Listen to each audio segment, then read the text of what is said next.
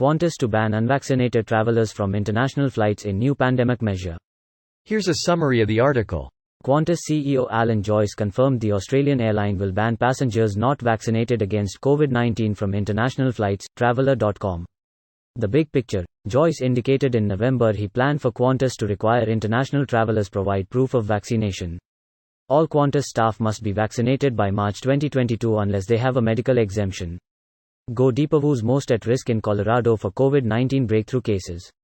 The number of positive COVID-19 cases among vaccinated people continues to hit new highs in Colorado, driven by the proliferation of the Delta variant. Idaho begins rationing medical care amid COVID surge. Idaho will begin rationing medical care in 10 of the state's overburdened hospitals in 2 districts, its Department of Health and Welfare announced Tuesday.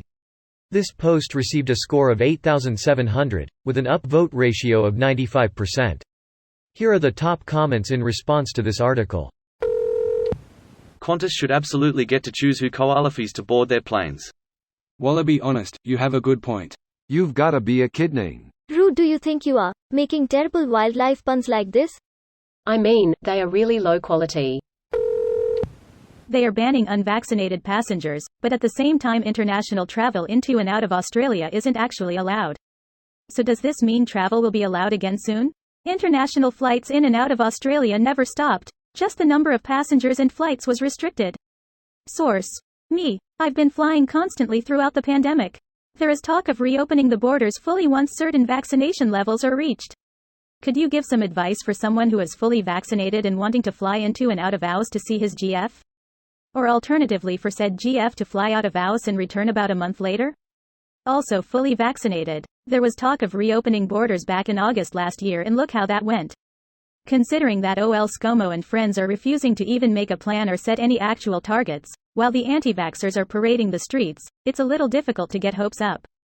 Qantas sent out an email last week saying they expect flights to resume with the USA, UK, Japan, Canada, Singapore, and New Zealand in December, but it isn't certain. I'm in Canada and by the rising infection numbers in the unvaccinated morons, we're headed for another lockdown by November. It doesn't look good for the travel industry. It looks like countries have started to realize they need a different metric than raw COVID case numbers when deciding to allow travel. Percentage fully vaccinated in the host country is the way to go. Then just require all travelers to also be vaccinated. Meanwhile, in Atlanta airport, the guy in front of me on a plane that is totally full is the same guy that was talking on his phone in the airport waiting area about how the vaccine is a hoax. SMH. WTF, now the vaccine is a hoax too? These people are flat earth level brain dead. Nothing they would say at this point would surprise me. Aims to have the mandate in place by December. I've been hearing about so many mandates that start at X date. Half of them end up being changed or postponed. Wake me up when it actually happens. Qantas have 0 international flights right now. Planes grounded. They plan to in December. So it is not like they are allowing NVAX to fly until then.